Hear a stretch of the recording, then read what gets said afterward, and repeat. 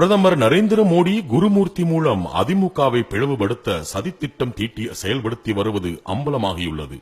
RSS அமைப்பைச் சேர்ந்த குருமூர்த்தி தற்பொழுது துக்ளக் பத்திரிகையின் ஆசிரியராக உள்ளார். தமிழ்நாட்டில் பாரதிய ஜனதா காலூன்றும் வகையில் கட்சிகளை உடைக்கும் மிகப்பெரிய பொறுப்பு இவரிடம் ஒப்படைக்கப்பட்டுள்ளது.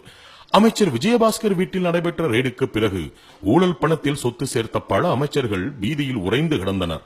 இந்த நிலையில் கடந்த சில நாட்களுக்கு முன்பு அமைச்சர்கள் தங்கமணியும் வேலுமணியும் குருமூர்த்தியை ரகசியமாக சந்தித்து ஆலோசனை நடத்தினர். இருவரும் அமைச்சர் பதவியை பயன்படுத்தி வருமானத்திற்கு அதிகமாக ஏராளமான சொத்துக்களை சேர்த்து வைத்துள்ளனர். குருமூர்த்தி ஆலோசனைப்படியே பின்னர் அவர்கள் டிடிவி தினகரனுக்கு எதிராக போர்க்கொடி உயர்த்தினர்.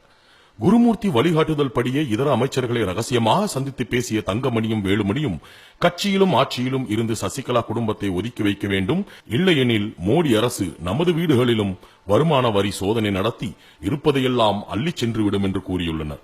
கோகுலம் சிட்பண்ட் நிறுவனத்திற்கு சோதனை நடத்த வந்த வருமான வரித்துறை அதிகாரிகள் அமைச்சர் வீடுகளில் ரெய்டு நடத்த வந்திருப்பதாக புரளியை கிளப்பி அமைச்சர்களை மிரள வைத்தார் குருமூர்த்தி.